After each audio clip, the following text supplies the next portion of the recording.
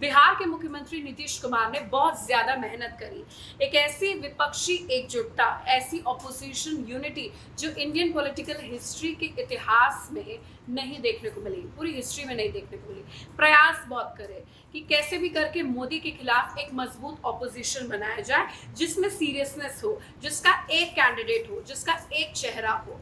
खबर ये सामने निकल कर आई है कि यहाँ पर 15 दल मिले हैं, लेकिन उनके दिल मिले हैं या नहीं।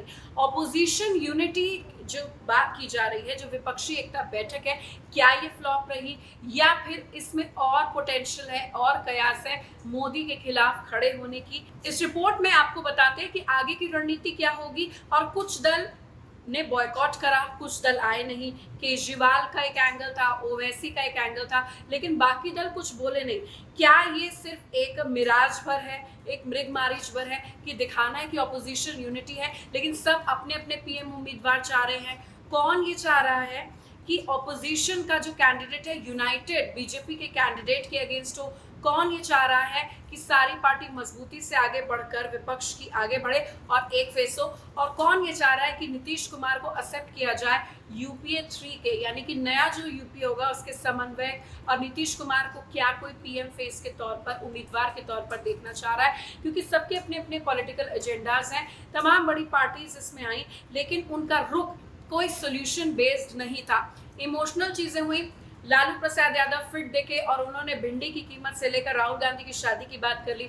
ममता बनर्जी ने लालू प्रसाद यादव के पैर छू लिए। ये तमाम चीजें देखने को मिली, लेकिन अब ऑपोजिशन यूनिटी वाकई हिट हुई या नहीं, उस पर आप बात करना काफी ज्यादा जरूरी है, जिसको लेकर बहुत ज्यादा शोर शराबा हल्ला था मीडिया। विपक्षी एकता इस देश में पहले कभी नजर नहीं आई है, लेकिन ये तस्वीर आपको बताने के लिए काफी है कि नीतीश कुमार कुछ हद तक सफल हुए।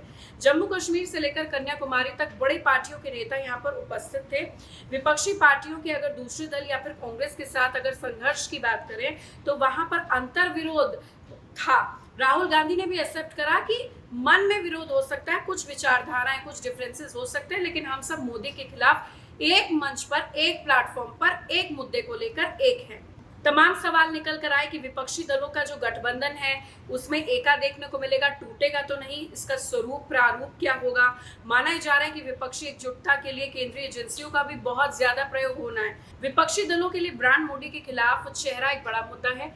फेस के बदले फेस कौन होगा, ये चैलेंज है। यूनाइटेड कैंडिडेट होगा, एक कैंडिडेट होगा विपक्ष का मोदी के खिलाफ लोकसभा चुनाव में बीजेपी के अगेंस्ट। ये कई ऐसे सवाल हैं। बीजेपी के चुनाव लड़ने के तरीका और जो एनालिसिस है, जो रणनीति है, उसको कौन पाट पाएगा?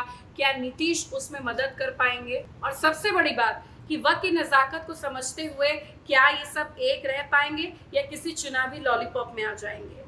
भले ही लोग इसे कामयाब कह रहे हो, इसके लिए बिहार के मुख्यमंत्री नीतीश कुमार के प्रयास की तारीफ कर रहे हो, लेकिन सच यहाँ पर दिख रहा है कि दल तो थे, लेकिन दिल मिलने वाली बात थी। 10 राज्यों के 15 दल के बड़े कद के विपक्षी नेताओं ने यहाँ पर 3 घंटे तक मंथन करा।